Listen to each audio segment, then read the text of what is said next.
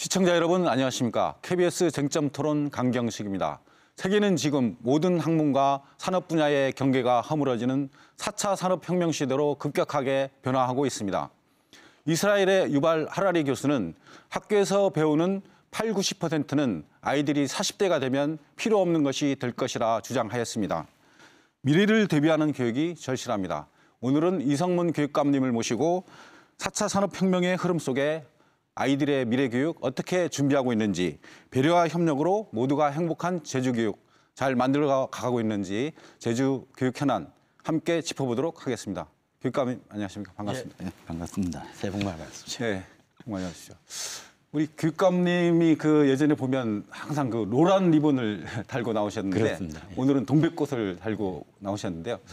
동백꽃 얘기는 나중에 좀 하시고 어저께 세월호 참사 희생 학생들이 250명 명예 졸업식을 하는 걸 보면서 제가 마음이 짠했는데 교육감님은 어떻습니까? 뭐라고 말할 수 없는 회한들이 있습니다. 그리고 특히 교육을 책임진 우리들에게는 교육을 어떻게 해야 되는가, 즉 가만히 있으라라고만 해서는 안 되겠다. 아이들을 어떻게 스스로 자기 결정을 할 수 있게 할 것인가라는 큰 과제를 주었고 그 과제를 해결하려고 노력하고 있습니다. 예. 지난 2월 1일자로 조직 개편도 완료되고 이제 인사도 끝났는데 2019년 한 해 교육 어떻게 나아가시겠습니까? 어쩌면 도민들에게 약속한 공약을 잘 실행하도록 조직 개편이 완성이 되었는데요. 1기에서는 단 한 명의 아이도 포기하지 않겠습니다. 이렇게 이야기를 했습니다. 즉 담임 선생님들은 자기 반 아이들을 단 한 명도 포기하지 않습니다. 그래서 교실을 지원하자 해서 천동설에서 지동설을 받겠다 그러는데 학교에서는 교육청을 바라보고 교육청에서는 교육부를 바라보던 시선을 전부 다 학교를 바라보도록 하자, 교실을 바라보도록 하자. 교실 중심의 수업을 하시겠다. 그렇게 하겠고요. 또 하나 중요한 것은 포기하지 않는 것으로 중요한 게 아니라 우리 아이들 한 명 한 명이 존중받을 수 있도록 하자. 그렇게 해서 큰 방향성은 한 명 한 명의 아이들이 존중받는 제주 교육을 실현하겠습니다. 5년 전에 비해서 우리 아이들 또 선생님들 많이 행복해졌습니까? 선생님들에 대해서는 많은 미안함이 있고요. 그러나 한국청소년정책연구원의 통계를 보면은 거의 제주 모든 지표들이 제주가 최상의 행복도를 갖고 있다. 교육과정, 자기 행복도, 건강도. 그래서 아이들이 바뀐 건 분명하다. 그래서 제주의 모든 교육 지표들이 선순환 구조로 바뀌었다. 즉 즐겁게 학교를 다니면서 공부도 잘하고 있다. 그런 가운데 선생님들에 대한 지원들은 좀 더 강화돼야 될 부분이 있습니다. 저도 계속 그걸 주장했었는데 행복한 교실, 행복한 학교가 되기를 바라겠습니다.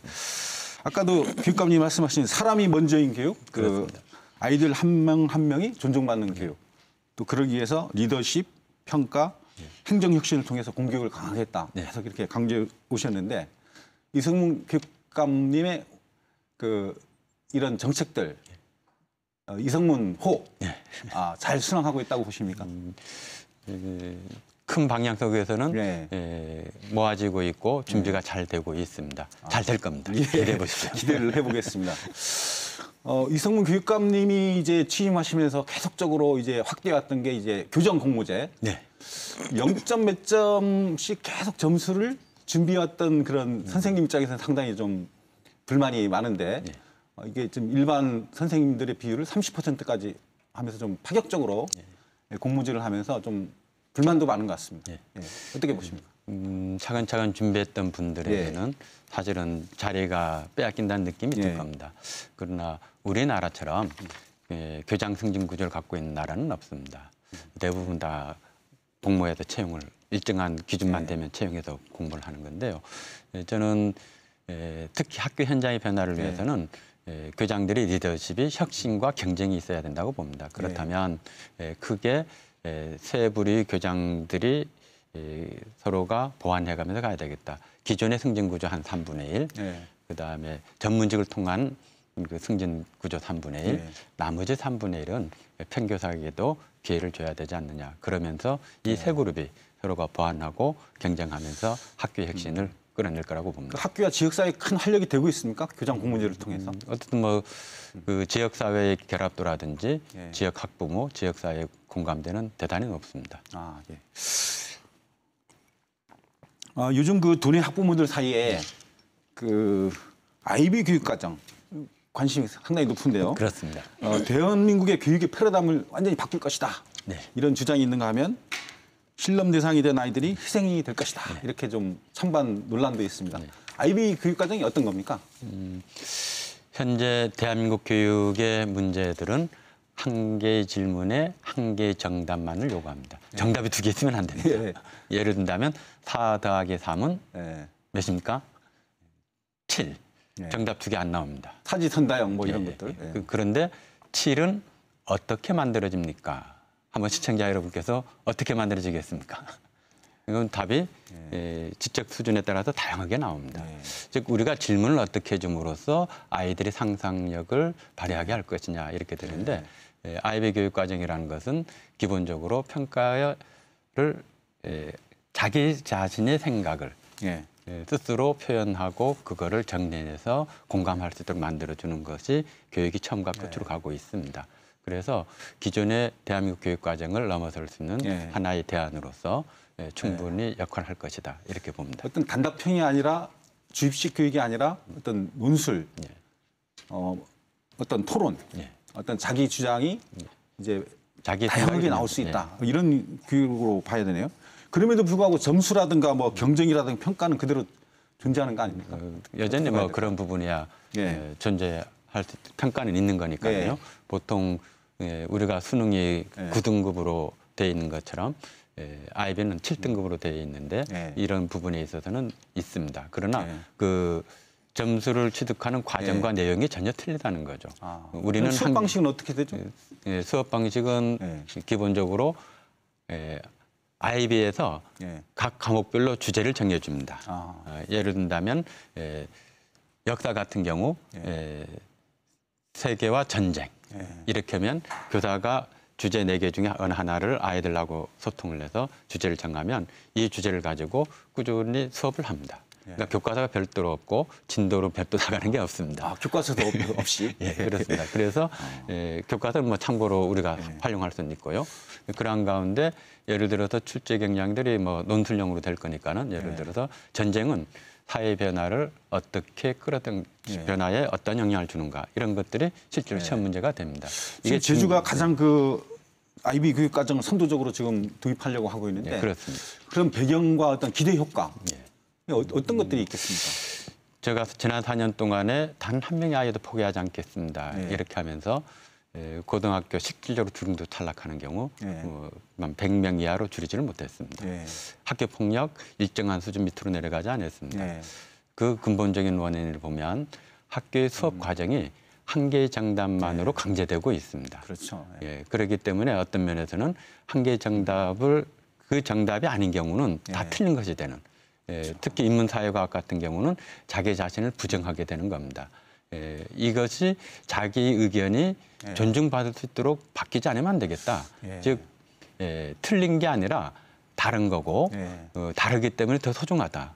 즉 창의성이라는 것, 다른 생각을 인정해 주는 것. 그러기 위해서는 지금과 같은 수능 체제의 단일 정답이만 있는 평가로는 불가능하겠다. 그렇다면 그걸 어떻게 해야 될 거냐. 그리고 이런 부분은 결국 논술로 갈 텐데 이거를 어떻게 공정성과 신뢰성을 확보받을 것이냐 했을 때 지난 50년 동안 아이비의 노하우가 우리가 도입이 된다면 이 부분들이 충분히 메꿔주고 또 우리식으로 다시 또 더 나아갈 수 있겠다. 장기적으로는 KB, 코리아 바칼로레까지도 나가야 된다고 보고 있습니다. 어쨌든 다양한 그 끼가 그리고 자발성 이런 창조성들을 그 아이들의 어떤 특성을 살릴 수 있는 교육이 아이비 교육 과정이다. 이렇게 말씀하시네요. 기대를 한번 해보겠습니다. 그러면 이제 국내 교육 과정과 이제 충돌되지 않느냐, 뭐 이런 그 이야기도 있습니다. 왜냐하면 지금 그런 교육 과정이 교육부라든가 이런 데는 시행을 이미 안 하고 있는 상황에서 먼저 이제 선도적으로 나가다 보면 피해를 보는 거 아니냐. 그에 대해서는 어떻게 말씀하시겠습니까? 아이비에는 초등학교 과정이 있고 중학교 과정이 있고 고등학교 과정이 있습니다. 초등학교와 중학교 과정은 전혀 관계가 없고 지금도 가능합니다. 네. 우리 교과서 2015 교육과정을 이용해서 그대로 다 가능하고요. 네. 문제가 되는 건 고등학교 과정인 IBDP 과정인데 네. IBDP 과정은 11학년, 12학년 과정, 고등학교 2, 3학년 과정만 하는 겁니다. 그러니까 뭐 지금 약간 시범적으로 이제 해나간다고 하고 또 연차적으로 간다 이렇게 그렇지 봐야 않습니다. 됩니까? 예, 아까 아이들 실험이라 그러는데 전혀 그렇지 않습니다. 왜 그러냐면 현실적으로 진학하는데 아이들의 불이익을 받았냐 네. 이걸 짚어봐야 될 텐데요. 네. 일본 같은 경우는 소위 말해서 하나의 문제로 해서 전체를 평가하면서 선발을 하는 기능이 있는데 대한민국 현재 대입제도는 크게 두 가지로 나눠져 있습니다. 정시와 수시. 네. 이 중에서 정시는 수능을 보는 거고요. 다시 수시에서 최장력 기준을 요구하는 즉 수능을 봐야 되는 경우가 30%고 나머지 40%는 수능과 전혀 관계없이 학생부만 가지고 선발을 하게 됩니다. 따라서 IB 교육과정을 도입된 학교는 40% 수능을 준비하지 않는 학교가 되고 40% 수시 40%에 맞춰서 모든 게 진행되기 때문에 그 부분은 뭐 아이들한테 전혀 불리가 가지 않고 오히려 교육과정 수업 내용과 학생부 내용이 일치가 이루어지기 때문에 오히려 더 도움이 될 거라고 봅니다. 그럼 완전히 내신제가 된다는 그런 얘기로 봐야 되겠죠. 그러니까 뭐 내신 성적을 9등급으로 전환이 가능하고요. 그다음에 학생부 기록이 정확히 기록이 될 거고요. 이게 따라서 충분히 수시에 대해서 즉 소위 말하는 상위권 명문대학 40%가 수능과 관계없이 뽑고 있기 때문에 충분히 가능합니다. 예, 그 이 IB 교육 과정 관련해서 뭐 귀족 교육이다, 엘리트 교육이다 이런 주장도 있고 또 이성문 교육감님이 속했던 전교조에서도 이제 준비가 부족한데 학생들이 피해를 볼 수 있다, 선생님들이 힘들다 이런 주장도 있습니다. 제주도 1시간 거리인데 국제학교가 있습니다. 즉 현재 제주도 상황을 본다면 부모의 경제력에 따라서 1% 교육과 99% 교육으로 나눠진 것은 분명한 사실입니다. 그렇다면 공교육을 책임진 저로서는 국제학교 수준으로 공교육을 80% 이상 끌어올려야 되겠다라고 하고 있고요. 귀족교육이라면 돈이 있는 집안에서만 다닐 수 있으면 귀족교육 맞습니다. 국제학교 그렇습니다. 그런데 공교육에서 하겠다는 이야기는 모든 도민을 대상으로 원하면 할 수 있도록 하기 때문에 일단 귀족교육은 아니고요. 그 엘리트 교육이라는 것은 공부 잘만 모아서 한다면 그건 엘리트 교육 맞습니다. 그런데 이건 공부 잘하는 아이가 아니라 자기가 원하는 아이들이 온다면 충분히 가능하기 때문에 그렇지 않습니다.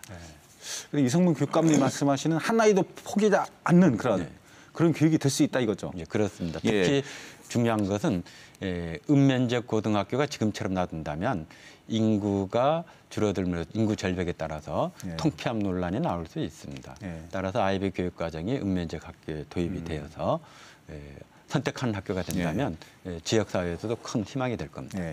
어쨌든 IB 교육과정이 결론적으로 그 4차 산업혁명 시대 또 앞으로 한국의 미래에 아주 적합한 교육 방식이다. 확신하시는군요. 현재 대한민국 교육이 수능 체제에 갇혀 있다면 미래 사회는 인공지능과 함께 우리가 공존을 해야 됩니다. 즉 수능과 같은 출제 문제는 인공지능이 다 해냅니다. 그렇다면 오히려 문제를 질문할 수 있는 능력, 새로운 생각을 해낼 수 있는 게 중요한데 그러려면 새롭게 끊임없이 생각을 끄집어내주고 끊임없이 질문을 하고 스스로도 질문을 할 수 있도록 해줘야 됩니다. 현재 수능 중심의 교육 체제에서는 불가능합니다. 어쨌든 그 IB 교육과정이 그런 우리 아이들을 위한 또 4차 산업혁명 시대에 맞는 교육과정이라면 이게 차분하게 잘 이게 이어져서 잘 정착되기를 바라겠습니다. 지금부터 준비해 갈 텐데요. 올해 늦어도 1학기 동안 IB하고 계약을 마무리되게 된다면 중2 올해 중학교 2학년 되는 아이들이 고등학교 2학년 될 때부터 시작되기 때문에 시간은 충분합니다. 준비 기간은. 다음 주제로 넘어가 보겠습니다. 우리 공교육 강화, 사교육비 절감 관련해서 말씀을 좀 나눠보겠는데요. 우리 교육감님이 그 2기 취임사에서도 그 사교육비 절감을 위해서 노력하겠다. 또 이제 국제학교 수준으로 제주 교육을 끌어올리겠다 이런 말씀을 많이 하셨는데 아직도 학부모들이 보기에는 그 사교육비 절감 체감이 좀 안 되는 그런 이유가 어디에 있을까요?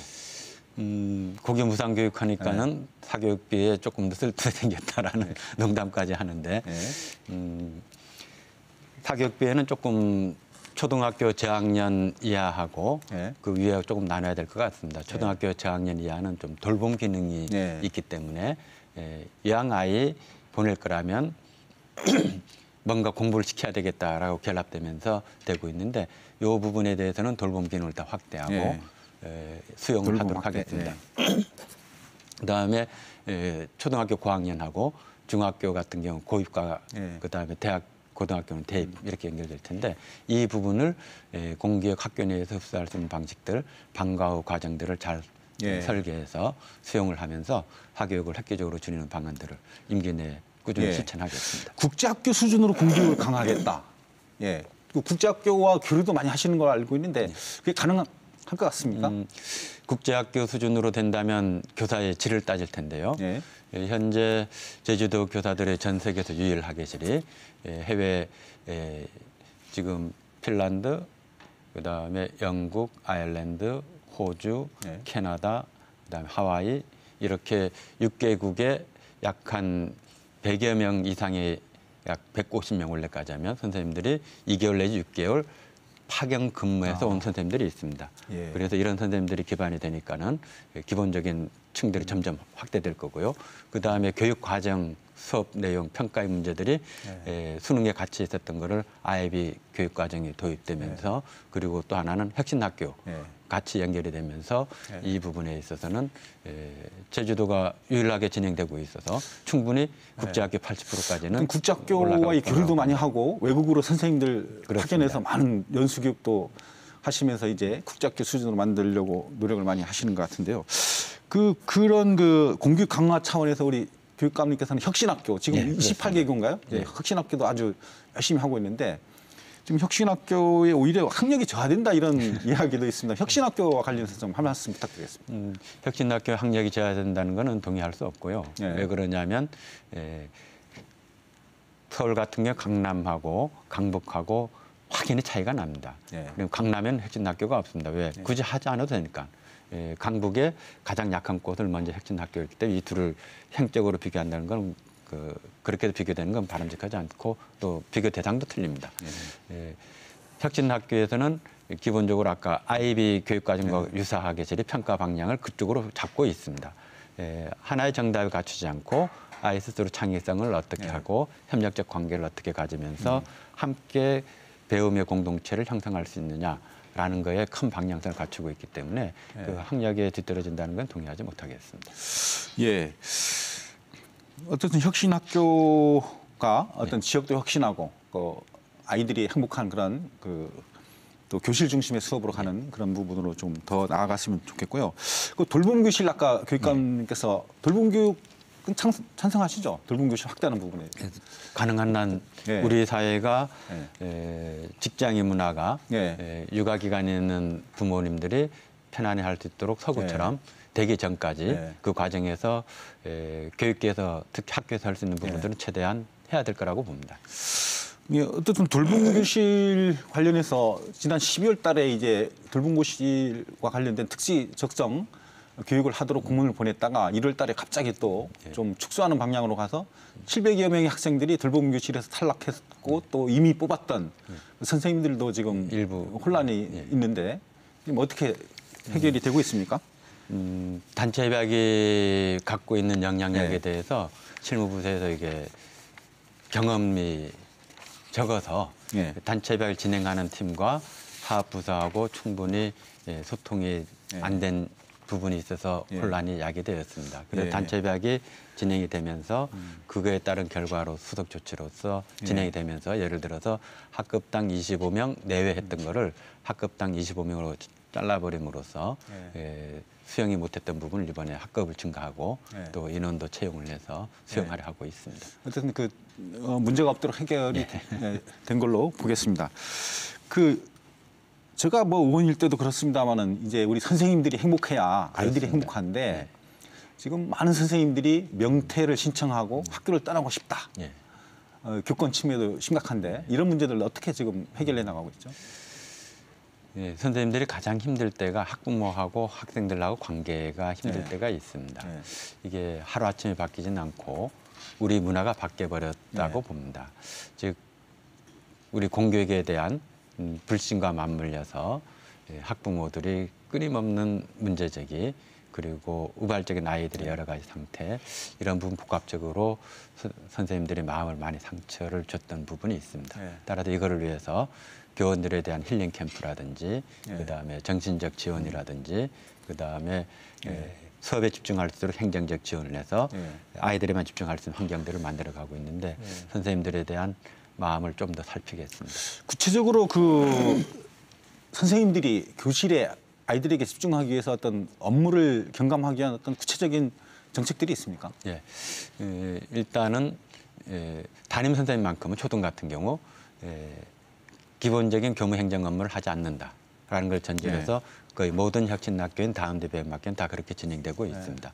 그리고 또 한쪽에서는 수업 전념 학교를 해서 수업을 교무 행정을 중점으로 하는 선생님들에게는 시수를 줄여서 그걸 전담할 수 있도록 하고 담임 선생님들에게는 교무 행정을 하지 않도록 즉 수업과 평가와 아이들 상담 이런 것들만 할 수 있도록 환경을 만들어가는 학교들이 이제는 고등학교를 제외하고는 거의 80% 가까이 되고 있습니다. 교육감님 공약에 보니까 그 이런 교사들의 업무를 좀 줄이기 위해서 어떤 교육지원청을 학교를 지원하는 체계로 또 학교의 그런 업무를 일부 교육지원청으로 가져가는 그런 부분까지도 공약으로 내걸고 있던데 이번에 구체적으로 좀 되고 있습니까? 이번에 조직 개편을 함으로써 학교 지원센터가 서귀포시 지원청하고 제주지원청에 돼 있는데 이 지원청에서 센터에서 각각 서귀포 지역에 20개, 제주 지역에 21개 학교를 지원하게 됩니다. 이 결과에 따라서 좀 더 확대 여부를 결정할 겁니다.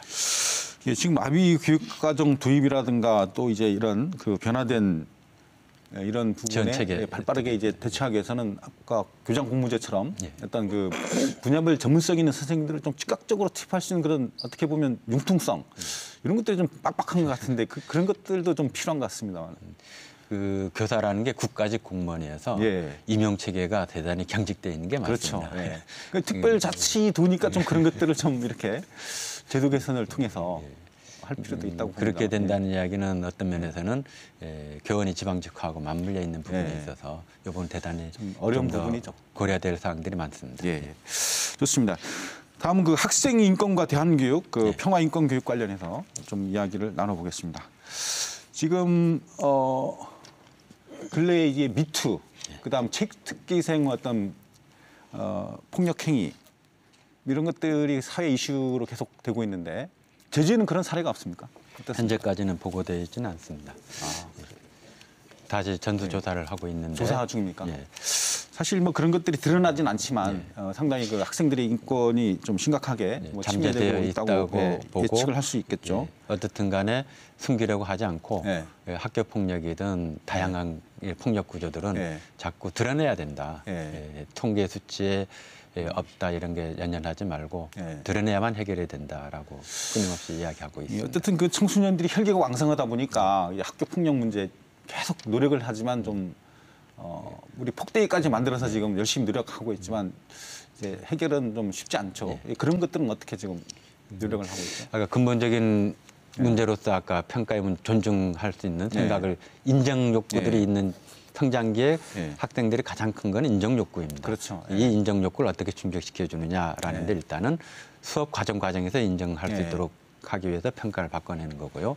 그런 가운데도 사안이 생기게 되면 우리가 혼대 건염팀 토탈 솔루션 형식으로 지원해 가고 있고 또 원래 조직 개편 속에서 학교 폭력만 전담하는 장학사가 2명이 배정이 되었습니다. 이거는 학교 폭력을 전담할 장학사 이 전문 분야로만 뽑았기 때문에 학교에 대한 지원도 과거하고는 좀 달리 적극적으로 될 겁니다. 좀 기대를 해보겠고요.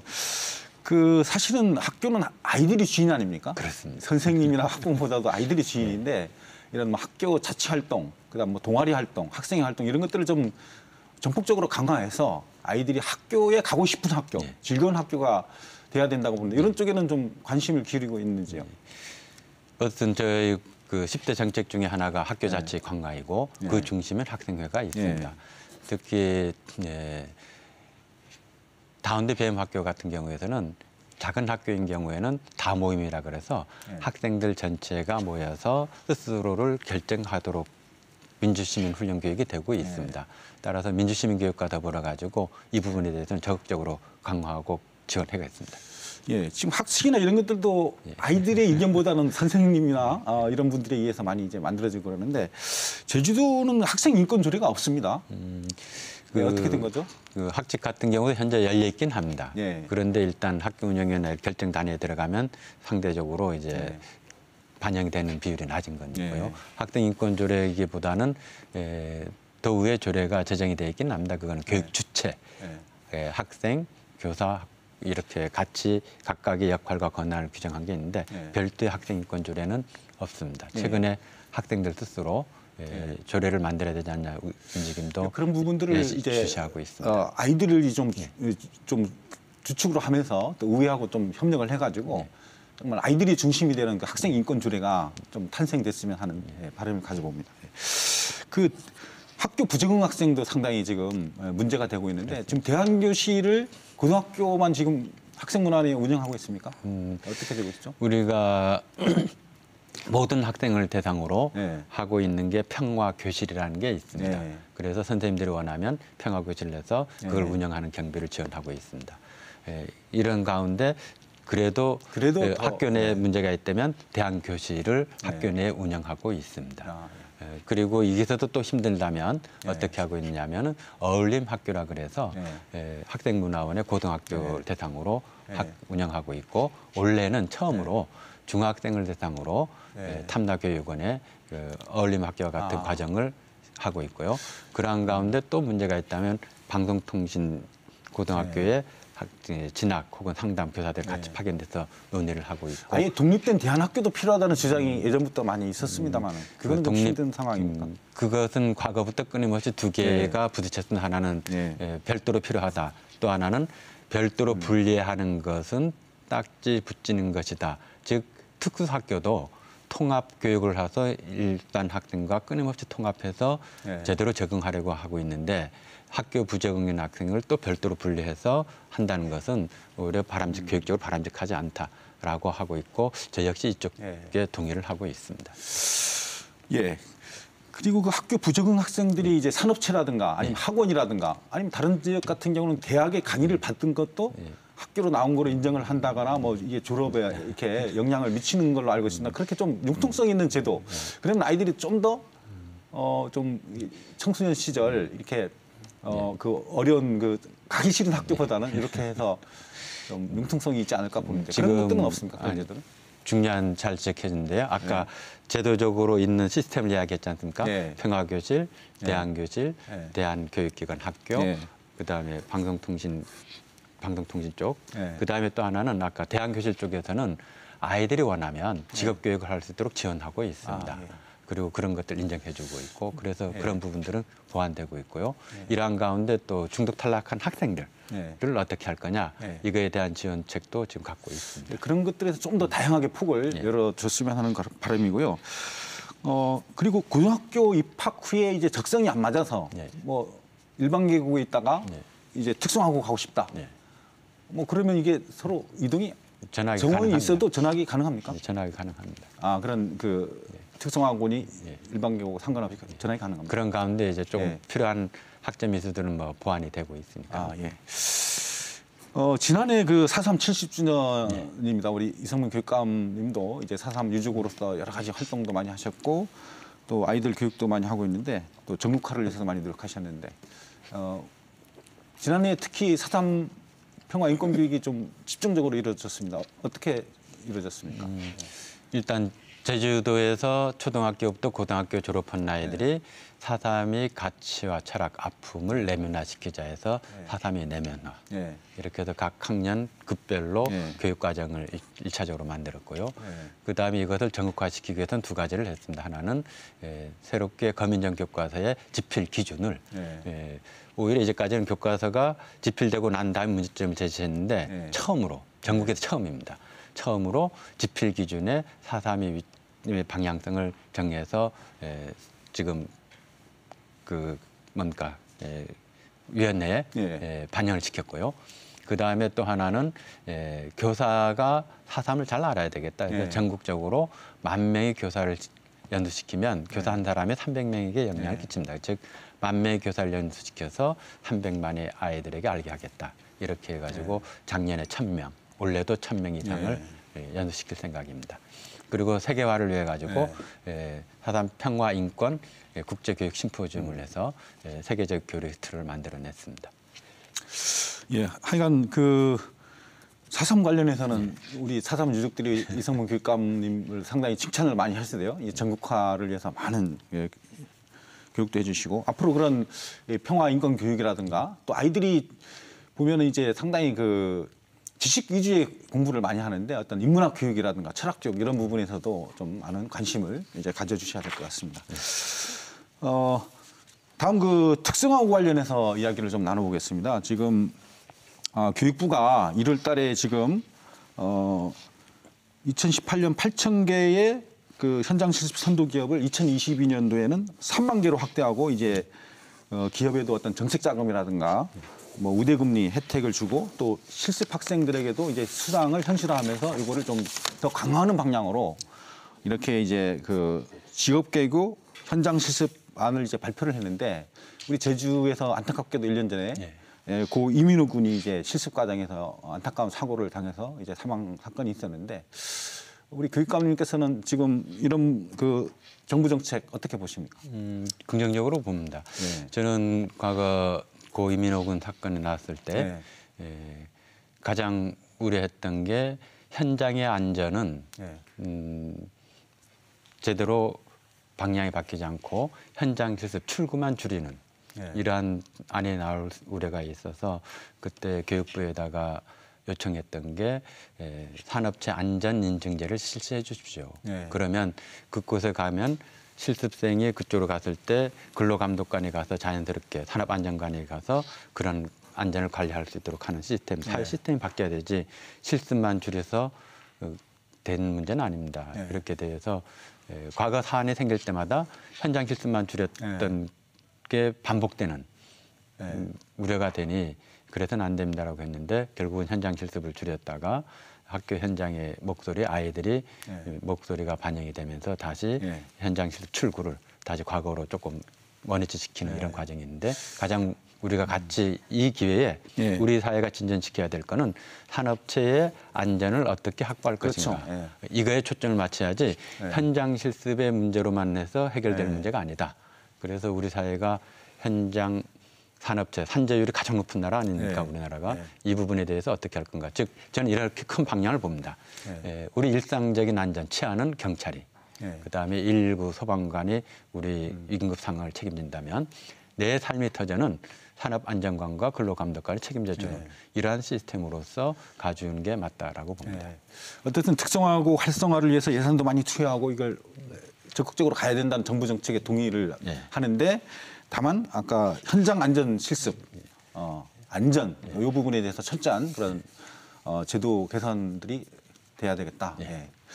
좋습니다. 우리 이민호 군 그 조형물 제작 되고 있습니까 혹시? 지금 거의 모든 게 합의가 되어서 실제로 제작이 들어가서 한 6월쯤 되면 완료가 될 걸로 봅니다. 그 특성화고의 협동조합 그 취업 활성화와 관련된 그 대안이 마련되고 있는 걸로 알고 있습니다만은. 그 교육청에서 용역 보고를 냈고요. 현재 학교 협동조합은 주로 구내 매점 중심으로 되어 있는데 특성화 고등학교의 특성에 맞게 협동조합을 할 수 있지 않을까? 예를 든다면 뷰티 고등학교 중심으로 해서 미용 중심의 협동조합 아이들과 함께 그다음에 말이 생산되는 석유산과 같은 경우는 말이 임신에서부터 출산에서 경주마로까지 길들여지는 과정에서 판매까지 쭉 연결돼서 하나의 협동조합 형태로 가능하지 않을까? 농산물이 이제 실제로 생산이 되면 이게 급식이나 이런 데 하면서 판매가 가능할까? 요 과정까지들을 보면서 어느 한 부분부터라도 시작하려고 하는데 다행스럽게 오대 의원께서 협동조합과 관련된 조례도 발의해 주시고 이러한 제도적 근거들이 마련된다면 전국에서 처음으로 특성화 고등학교의 특성화 학과를 중심으로 한 학교 협동조합의 가능성이 열려 있습니다. 상당히 의미 있는 그런 내용이 될 것 같습니다. 다음은 이제 그 우리 학부모들이나 도민들이 궁금해하는 그런 교육 현안들 짤막짤막하게 좀 짚어보도록 하겠습니다. 그 고입제도 지난해 12월에 처음으로 이제 그 내신으로 시험 없이 이렇게 선발을 했는데 이 학부모들이나 어떤 그 만족도, 학생들의 만족도, 또 어떤 문제점들은 없었는지. 큰 문제 없이 마무리가 되었습니다. 네. 선거를 앞두고 좀 가짜 뉴스들이 돌아서 커트라인이 45% 전후된다 이런 식으로 됐다가 실질적인 커트라인은 내신 성적 한 64% 정도. 앞으로는 60% 전, 60%에서 65% 사이에서 왔다 갔다 할 거라고 봅니다. 이렇게 이제 안정적으로 이제 내신이 한번 이렇게 나왔기 때문에 이거에 맞춰서 아마 학교에서나 학생들이나 학부모들이나 진로 그 선택을 하는데 도움이 될 수 있도록 다양한 노력들을 하겠습니다.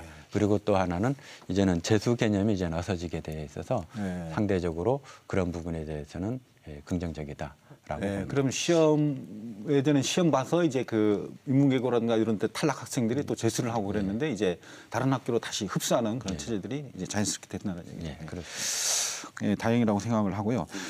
그 이성문 교육감의 그 공약의 핵심 중에 하나 그 교육 공론화위원회. 어쨌든 교육 정책을 혼자서 이제 독점적으로 가기보다는 학부모나 많은 도민들의 의견을 공론을 모아서 이렇게 하겠다 이런 위원회를 조례를 만들었습니까? 조례 시행이 되고 있습니까? 조례 만들었고 이번에 공론화위원회를 공모하고 있습니다. 공론화위원회가 구성이 되면 공모가 끝나서 최종적으로 구성이 되게 되면 그쪽에서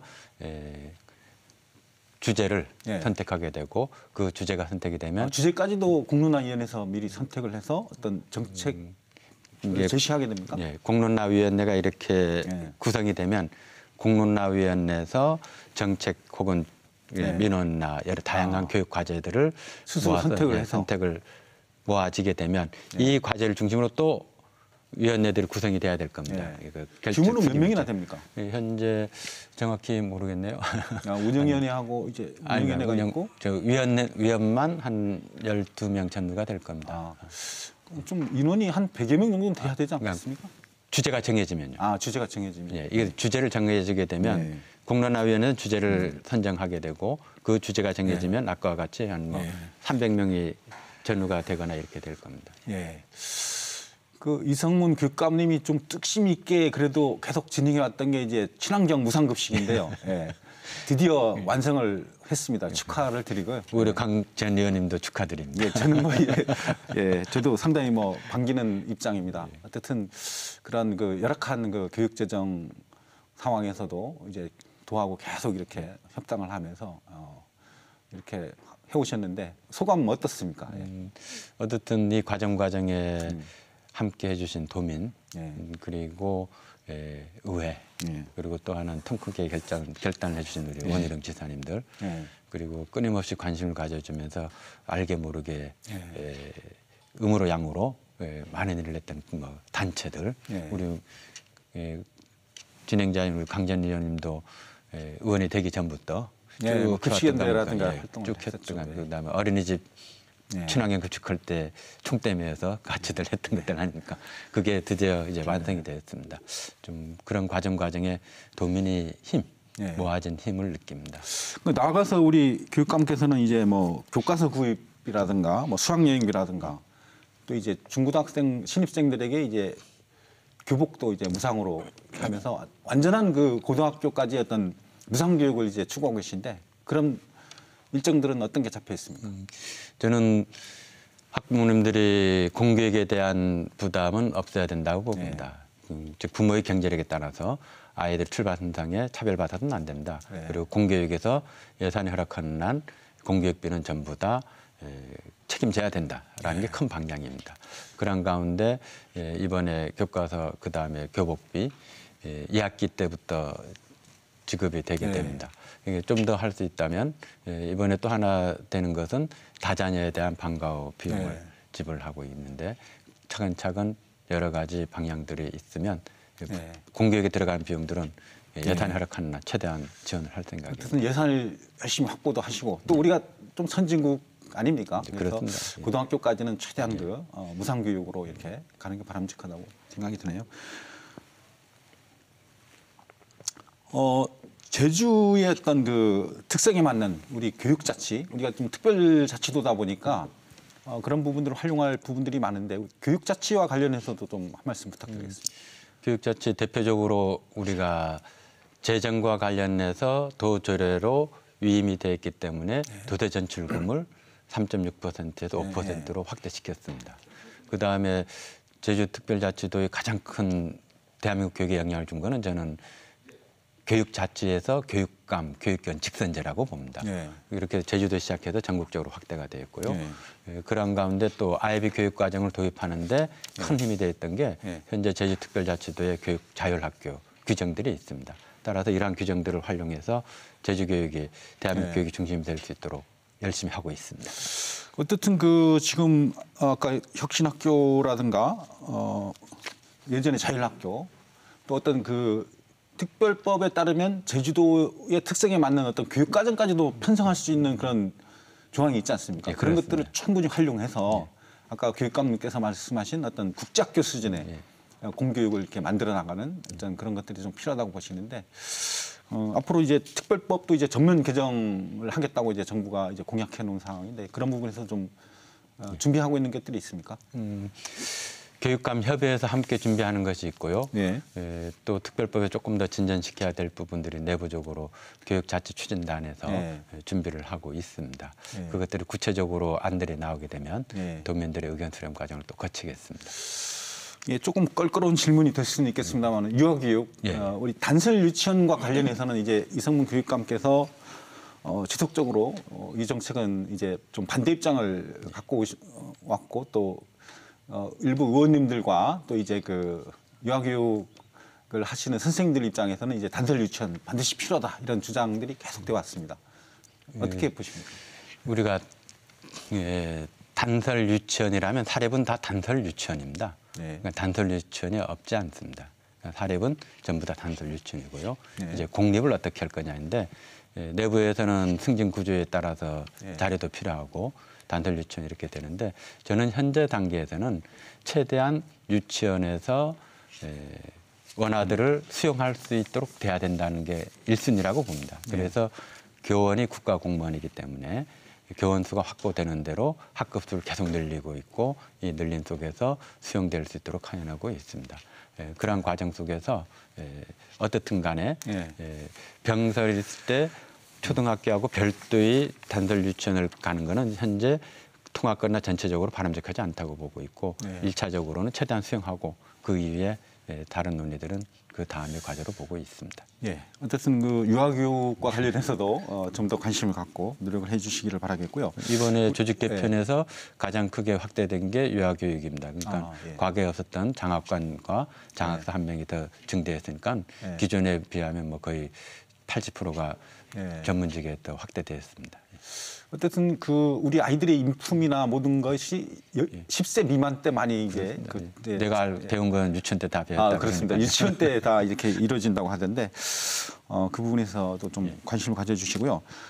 지금 학부모들이 가장 관심사 중에 또 하나가 서부중학교 설립 문제 지금 어떻게 추진되고 있습니까?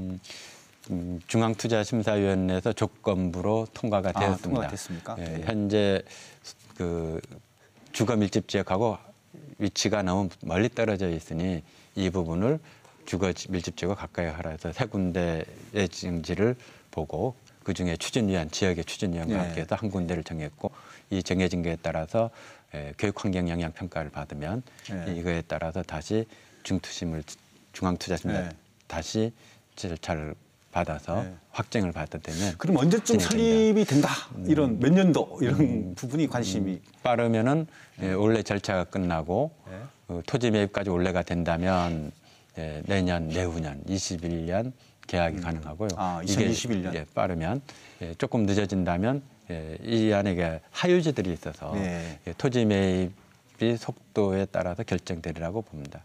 어쨌든 예정은 21학년도에 개교를 하면 좋겠다 이렇게 방향 상당히 학부모나 학생들이 불편이 많은 부분이기 때문에 그렇습니다. 좀 시급하게 잘 해결돼서 설립이 되기를 바라겠고요. 자 이제 어느덧 그 마무리를 해야 될 시간이 온 것 같습니다. 좀 빠진 부분이라든가 앞으로 이제 교육 어떻게 이끌어가겠다. 마무리 말씀 좀 부탁드리겠습니다. 제주 교육은 단 한 명의 아이도 포기하지 않을 겁니다. 단 한 명의 아이도 포기하지 않기 위한 교육 제도를 만들어 가겠습니다. 예. 그리고 이것을 넘어서서 우리 아이들이 한 명 한 명의 아이들이 존중받을 수 있도록 하겠습니다. 함께해 주십시오. 예, 고맙습니다. 우리 교육감님이 말씀하신 한 아이도 포기하지 않겠다. 또 아이들이 행복한 교실 이런 것들이 교육이 제대로 되면서 또 아까 말씀드린 4차 산업혁명 시대에 정말 미래에 부응하는 그런 교육 정책들이 잘 만들어지고 적용돼서 모두가 함께하는 그런 행복한 제주교육이 되기를 바라겠습니다. 오늘 바쁘신데 이렇게 출연해 주셔가지고 진심으로 고마운 말씀드리겠습니다. 네, 감사합니다. 예, 감사합니다.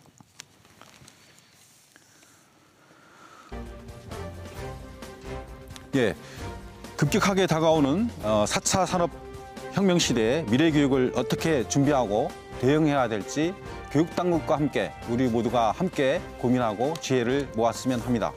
그러나 영화 죽은 시인의 사회에 키팅 선생님이 말씀하신 까르페 디엠, 오늘을 즐겨라, 잊지 말았으면 합니다. 우리 아이들도 꽃다운 학창시절에 행복을 충분히 누릴 그런 권리가 있기 때문입니다. 시청해 주신 여러분 고맙습니다. 다음 기회에 뵙겠습니다. 안녕히 계십시오.